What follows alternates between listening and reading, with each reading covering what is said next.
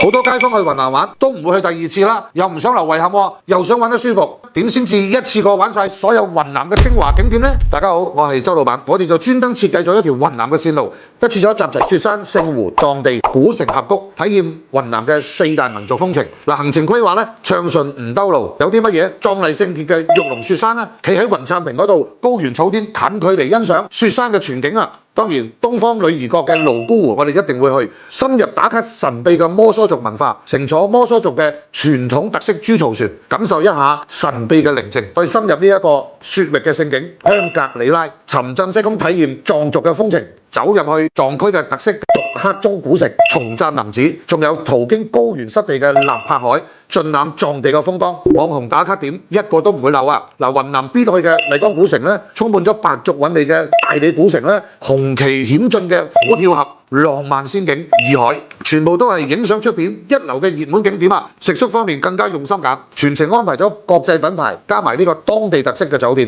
環境乾淨、企理又舒適，休息好先至可以玩得盡興啊嘛！當然仲專門安排咗雲南嘅地道風味，一路探進呢個雲南嘅街鬧，咁抵個團，團費先至5299咋，香港直航往返，純玩8日，冇購物。想報團嘅朋友私信我哋，留低你個 WhatsApp。電話熱線26501628，或者到我哋各大分行門市報名啦。